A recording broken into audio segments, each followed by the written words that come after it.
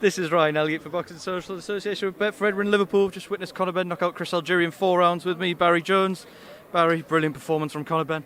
I thought it was outstanding. I thought technically as well, because when you mention Conor Benn, you always we always tend to say, oh, he's good. Not technically the best, but he's really good.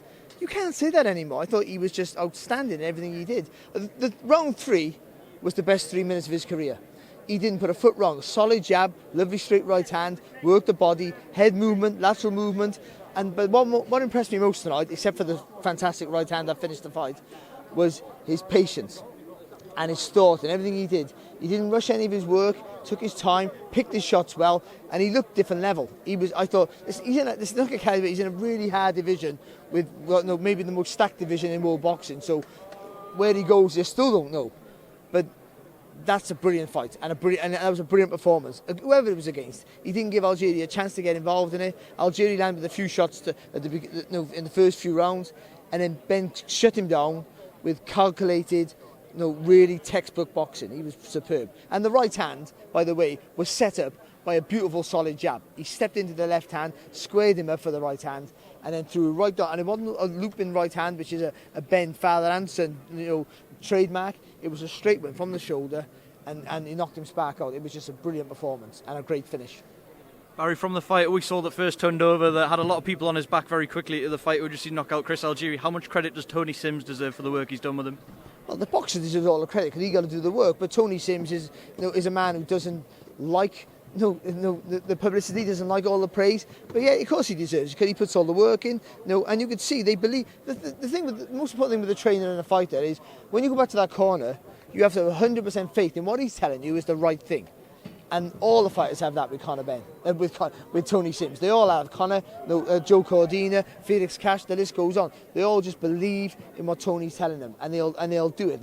When you believe in what a guy's telling you, even if you don't feel it, you'll do it because you know he's right. And that's where you have to give Tony Sims his credit for that. And Dan Lawrence as well, with the fitness training, the strength and conditioning they do, they get him in tip-top shape. Where he doesn't have to go like a lunatic now, because he knows he's strong enough and fit enough to last the 12 rounds and to change the pace of a fight, which he did tonight. Conor Benn was talking about fighting the Con Brook winner, Adrian Broner, even Ugas. What would you like to see next from him? Who knows? I think Ugas is a guy who's always mentioned, but he's one I'd avoid. He's really hard to beat with less credit about fighting the others. Broner's a great fight because Broner's a guy who is he still the Broner we know, and and Broner is still a chubby super featherweight. Let's be honest. He's just so good that he can compete at welterweight because he's a brilliant fighter. But how long can you be brilliant? I think he's a beatable fighter now, Broner, and that would be a great fight. The thing with Conor Benn now he's showing a technical improvement by a million miles, and his name in his own right, not just his dad's now. Whoever we see him in with will be an exciting fight. I think that's guaranteed. Just a couple of undercard things before I let you go. Robbie Davis Jr., brilliant performance against Hank Lundy, who nearly landed on your lap. Talk me through that from your perspective. Yeah, well, I thought he dropped his wallet. I was looking to try and grab it. It was a great performance because that was a fight where Lundy, is maybe a shot fighter in many ways, but it was still a fight that might have caused Robbie Davis Jr. problems, and he never. Again, another straight, correct shot that put him over. I thought it was a great performance from him. Final one, Joe Cordina, obviously a proud Welshman here. Talk to me about his performance. Are you ready for a Gower?